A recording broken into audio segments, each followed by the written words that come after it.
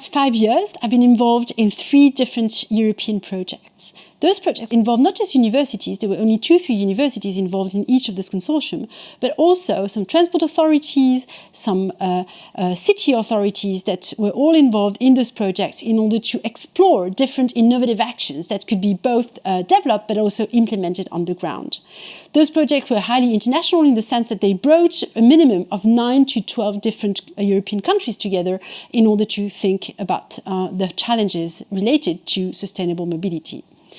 The CREATE project focused on the changing role of cars in cities.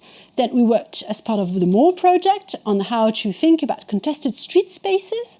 And finally, as part of the SUMP-PLUS project, we explored the way through which those objectives and this ambition could be not just developed within the big cities in Europe, but also transferred to medium and small-sized cities, as well as brought under the umbrella of the climate plans.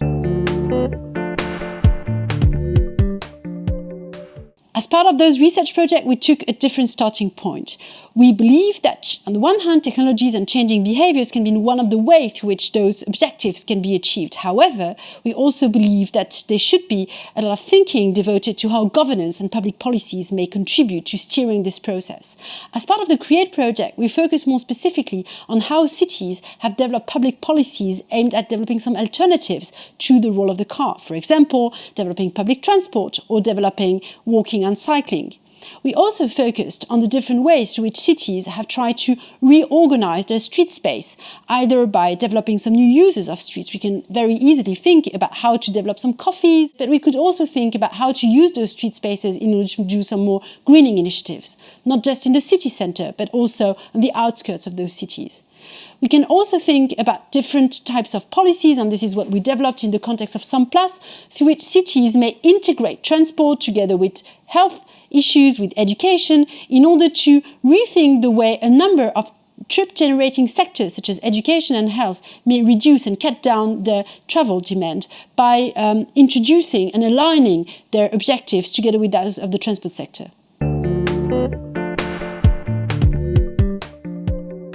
Multi-level governance is one of the characteristics of the EU, so let's face it, we're not going to get rid of it in the next 30 years, and especially not if we are to think and bring those actors together in order to deliver on those ambitious goals.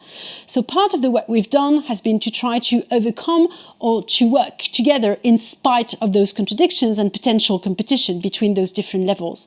One of the ways to achieve that has been to support some soft cooperation mechanisms, and this is something that we've developed, for example, together with the city of Antwerp or the city of Klaipėda. In the case of Klaipėda, to think together on how to develop some cycling lanes that would not just focus on the city centre, but cut across those different municipality borders and help and ensure that incoming traffic from adjacent municipalities could go through the city centre and throughout the entire region. So those are the kind of policies that we've been trying to enforce. Another way to think about it is to bring together also businesses and NGOs in order to also involve the private sector and to engage some of the citizens.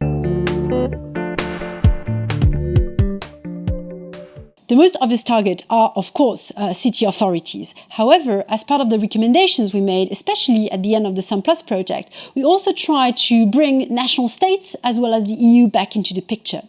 On the one hand, national states, as part of their recovery plans and as part of the Green Plan objectives from the EU, have invested or committed themselves to invest massive budgets in order to fund the shift towards electric mobility for cars and private cars, but also for public transport. However, there are not enough budget that has been put forward in order to support cycling initiatives, for example, or walking initiatives, or to just reorganize the way through which cities are being planned and organized. When it comes to the EU, let us remind ourselves that cities have no official role to play within the current treaties.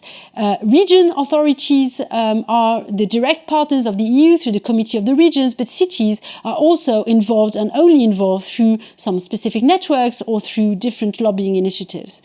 This is a way to remind the EU to bring cities more regularly into the picture, to involve them regularly in all the decisions that have to be made at EU level, which will impact those cities in order to get their buy-in, but also to make sure that they will be involved in the delivery of those ambitious objectives.